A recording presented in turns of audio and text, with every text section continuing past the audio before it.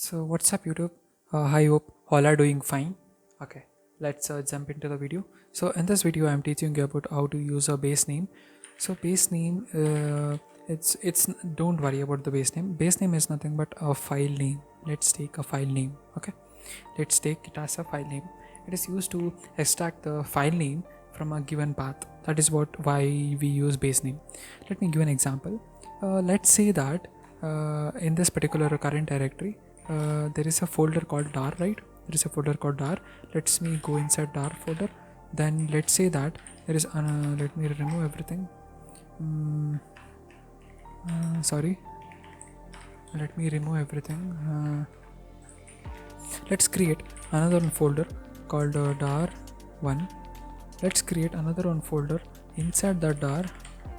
Okay, let's create mkdir and dar2. Let's create now a file dot txt.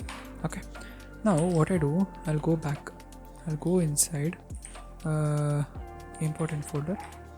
Okay, now we have a one folder called dar. Okay, if you need to get a file name which is inside a dar directory, that will be inside a dar1, dar2, there the file will be existed. Okay, what you do, use base name and a folder, that will be dar, so dar, then dar1, then dar2, then file. If you do like this, it will display the file name. Okay, let's go inside this. Let's see what's the mistake I done. Okay, there is no file actually. File this is .txt. Okay, now let's come back to important. Okay, now what I do, I use base name and a folder and again folder and again folder, again file name.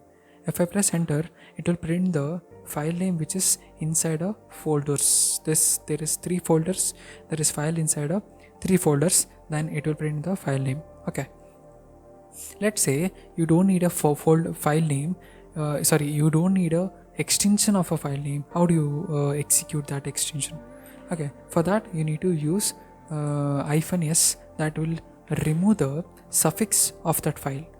Since let's say there is a suffix called .txt in the file present in the many inside the directories, you need to remove that. So you need to use .txt for -s suffix -x argument. You need to use .txt, that will remove this particular .txt and it will display only the file this is.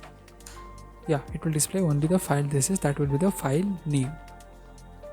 Okay, so that is all we can use this base name. If you need any help of using this base name, you can also use like this. I showed you what is the suffix, and if you use z and it will end each output file with a null, then there is with a no new line. And you can use a for support of multiple arguments and not treat each as a name. So that is all you can use. Yeah, so they have given an example here. So if you need to print the file which is present inside user bin, so it will print the sort. If you need to specify studio, the excluding the extensions, then you need to specify after that.